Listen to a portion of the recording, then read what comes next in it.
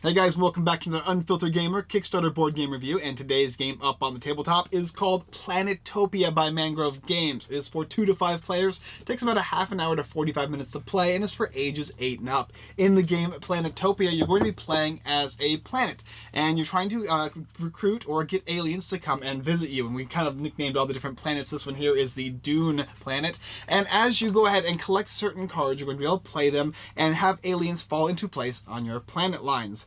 As you place your aliens in different areas in different ways, you're going to be collecting these cards, and you'll be getting rid of certain aliens to collect victory points. It'll also give you bonuses as you collect these specific cards. You're trying to get a plethora of points, and if you can get a certain amount of points by the time the game is over, you're going to win. However, if your opponents do instead, they're going to win. And how are you going to be doing that? By moving the aliens around, kind of like in a Tetris style aspect. It's almost like a Tetris attack style game. It does have a bit of deck building in it, but it's mainly a hand building game in which you're going to be asserting different actions to complete your goal by accomplishing the most points in the game. Alright, let me go ahead and show you what you're going to get if you back the game. So here we have Planetopia, and as you can see, there's a good plethora of things you're going to be getting. You're going to have these little pieces here, which you'll be using to spend as currency of sorts to change your aliens around and whatnot. You're also going to be getting stuff like this for additional actions or additional turns. These are all the aliens you're going to be using. They have come in different colors. You get green, yellow, red, purple, and blue aliens. And as you play cards, you're going to be able to try and have them score into certain locations on your planets.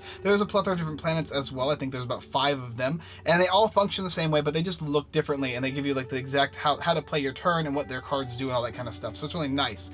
Not only that, but you're also going to be getting a stack of victory point cards, which you'll be using throughout the game, as well as cards in which you'll be playing throughout the game to either move the aliens around or get new aliens into your planet. And these ones over here are your starting cards you'll be getting to begin the game with, that you'll be using to acquire new cards as well as to place aliens into your planet. This is basically what you're going to be in the game. Alright, let me tell you how to play it. Okay, so to begin your turn, you're going to get 3 cards, and everybody's going to receive the same 3 cards. This one here is going to give you bonus money throughout the game. This one here will turn the aliens left to right and right to left, depending on which alien you're looking at, and up, down, up, down.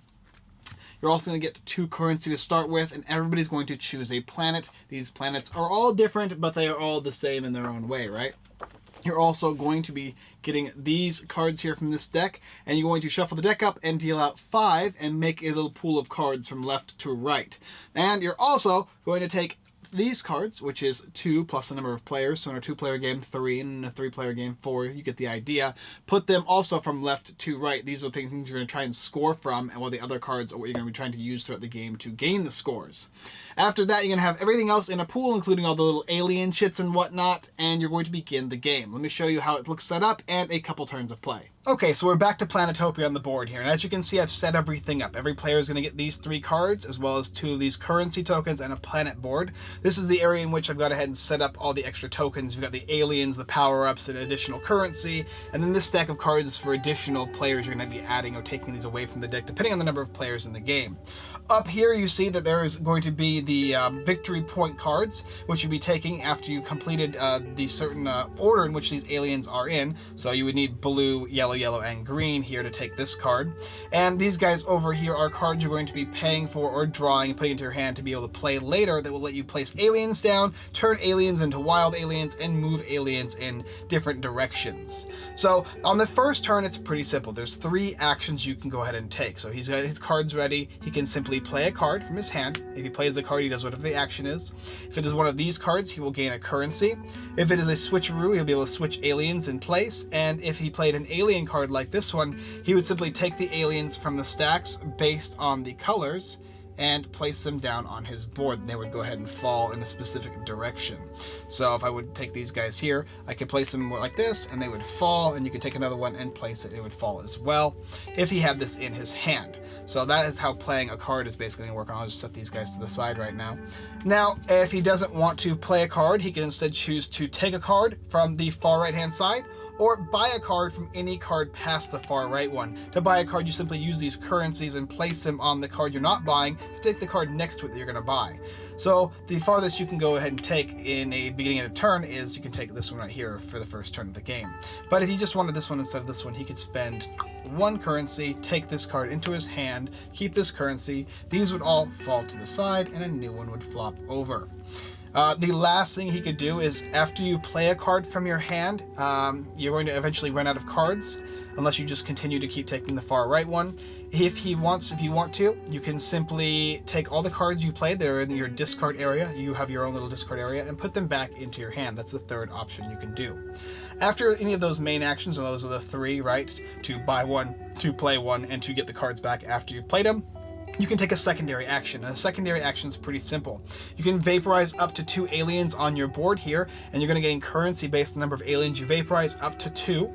Or you can simply go ahead and collect the cards here, these ones here. As long as you have the aliens in the right spots and it tells you the spots, you can get rid of those aliens, take the card, and gain the amount of victory points. You're trying to get 25 points in this game, and if you can do so, you're going to win after everybody has had a turn. So that being said, the next player is going to go ahead and take their turn, because this guy's not going to be able to take these victory cards, and he's not be able to vaporize any aliens. So after the next player plays, he would go back to his turn. He could play this card if he wanted to. He could buy another card. I think he'll go ahead and take this one here, and he can go ahead and choose his 2 blue aliens he's got, and he can take a yellow and a green. And he places them how he wants based on this board here. He might be trying to match them, so maybe he want a blue here, and it would fall down. Green over here for this one, and then maybe a yellow for this one, and then a blue up here. So now all he actually needs is another yellow. That'd be pretty interesting if he can get that. So the next player would then take their turn, because he doesn't want to vaporize, and he can't collect one of these. And then once his turn pops up again, he might want this card here, right? So he actually can take this money off of it. Any money that's left on cards, he'll be able to keep. It'll go to his hand, and that is his action. Then the next turn will come around, and he can play this card, and he'll gain the aliens for that said card, and he can place them on his board. Here we go. And so he maybe wants to put, based on this card here, needs a yellow, so this will fall down here. And then he'll put the rest of these guys however he wants. They'll fall. And he can choose as a secondary action to vaporize. So maybe he'll vaporize these 2 guys, which is pretty cool, because he's going to gain 2 currency, which would be useful throughout the game. And in his next turn, if he has the appropriate card, like this alien card here, he can switch these 2 aliens just like that. And for his secondary action, he can take this card worth 4 points, and these aliens here will get vaporized from being able to accomplish that card. So these guys will go here. He'll also gain bonuses, and these are the 3 different bonuses in the game. You've got ×2 vaporize points, so whenever you vaporize an alien, you get an extra additional point, and you can do that for each one of these guys you have. Up to 2, just like a normal turn. This is a wild alien, and this is an additional turn, which gives you an additional main and secondary action. This here gives you a ×2, so he'll just go ahead and put over there as an upgrade.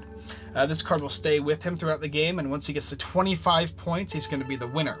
And that's the basic idea of the game. A couple cards I didn't mention. This one over here is going to let you spend 2 currency to turn an alien into a wild alien. You've got this card over here, which if you have a couple aliens on the board some way, you could take, you can play this card here, which will actually just turn them like this into a diagonal, just switch them like that. Of course, you wouldn't want to do it with 2 green ones, that wouldn't make any sense, but you get the idea. Some alien cards will have 1 singular alien on them, while others are going to have a multitude of aliens on them.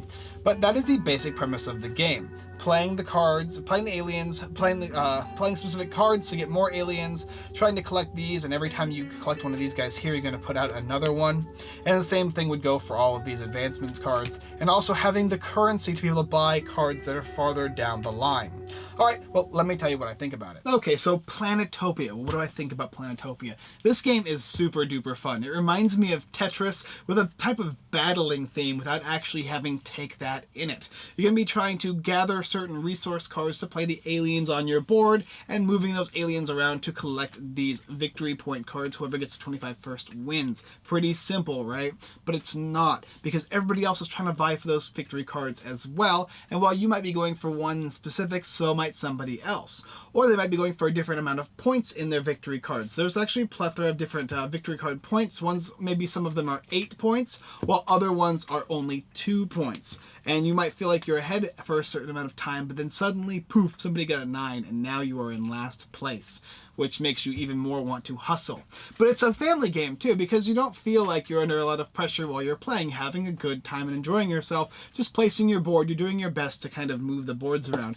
It's going to be definitely a game for people who like styles of like Candy Crush or Tetris or anything that has that little puzzly aspect. And for me, it is an excellent choice. I very much so did enjoy Planetopia. I loved the way I could play the aliens, and I had a plethora of different actions on my turn. Nothing felt like too much or too little. Some of the cards were obviously going to only give you one alien, whereas others are going to give you a bunch. However, you don't want those only ones that are only going to give you one until you do. And not only that, but sometimes people are going to try and avoid those cards so much that there's going to be a stack of currency on them, and you're going to want to take those currency because it will be worth your action all on its own. And not only that, but you can save little action tokens and all that kind of stuff to gain additional turns and whatnot, and those are going to be super useful throughout the game, and it'll change the way players are going to be thinking, because they're being afraid of, oh, is this player going to use their additional turn this turn and screw me out of getting this specific card here, or are they not actually going for that one at all? And suddenly they've gone ahead and switched 2 of their different aliens around, and now they're going for a completely different card, one that's even better than the one you thought they were going to go for, and oh no, you're going to be in trouble, right? So there is a lot of urgency while still being an actual laid-back game, which is really weird to me how it was functioning, because I was just like, oh no, I'm nervous, but then I'm actually not, because I'm having fun fiddling with my little puzzles, my little Tetris puzzles. All in all, though, this is a game that's definitely going to be interested in people that are interested in like puzzly, competitive style games. A lot of thinking, a lot of like thinky, relaxing time, and then all of a sudden, when the game gets down to it, you start seeing that hustle of who's going to get those last bits of points. The cards are really cool. I like the different artwork. I feel like it's definitely a kid-friendly style game. I could see this kind of being an app, actually. This game would actually make for a really good app. Mangrove Games did a great job of this game. It's definitely a game I would keep in my collection, and I really, really enjoy it. This will get my seal of approval. What do you think? Alright guys, thanks for watching another Unfiltered Gamer Kickstarter board game review. If you like this video, go ahead and check out the rest of our videos here on YouTube. Like, subscribe, and comment. It all does help. Subscribe! Please. It does help. Also, go ahead and check out our website, unfilteredgamer.com. We have tons of blog posts, giveaways, Kickstarter lists, and more, as well as checking out Planetopia. It's going to be on Kickstarter on the 7th. If it's not already on Kickstarter, it is a cool little puzzle game. Had a lot of fun with this one, and it's definitely one of those family games. And anybody who likes those puzzly style Candy Crush games, do check it out. As well as checking out my friends, family, everythingboardgames.com, the giveaway geek, and Ferdinand, the cardboard stacker. Got tons of tutorials, giveaways, Kickstarter lists, and more as well. No Kickstarter lists, everything else but that on their other websites. Also, we do appreciate having you guys watch, and as always, I do appreciate it. I look forward to seeing you next time.